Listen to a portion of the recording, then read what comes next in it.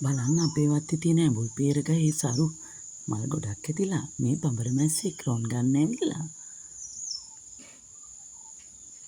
ඇඹුල් peer ගහට ගොඩක් කුමීන් වර්ග එනවා. මේ මැස්සා, කනේ මැස්සා, බඹර මැස්සා.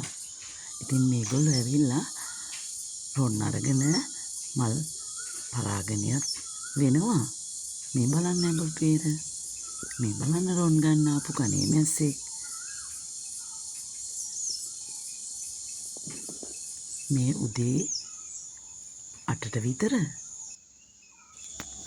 ඉතින් ඇඹුල් peer ගහේ මල් වලින් රොන් ගන්න ඇවිල්ලා තියෙන මේ කනේ මැස්සෙක්.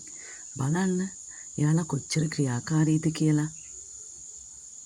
මලට හානියක් වෙන්නේ නැතුව රොන් ටික අරගෙන මල් පරාගනය කරලත් යනවා. මේ බලන්න. ඉතින් මේ වගේ ඔයාලගේ වත්තේත් ඇඹුල් peer ගස් වගේ කැලෑබද හැදෙන පළතුරු ගස් වර්ග හදාගන්න. කඩෙන් ගන්න පළතුරු වගේ නෙමෙයි. මේවා රසයෙන්ද ගුණයෙන්ද ඉහළයි.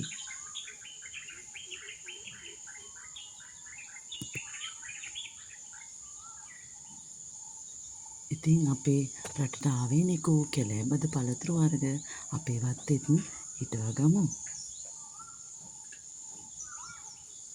බලන්න ආස හිතෙනවා. මෙයාලා රොන් ගන්න ඇවිල්ලා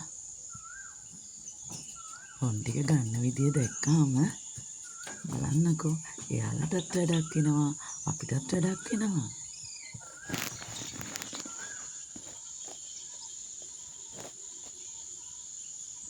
එහෙනම් අපි මේ වගේ පළතුරු හදමු.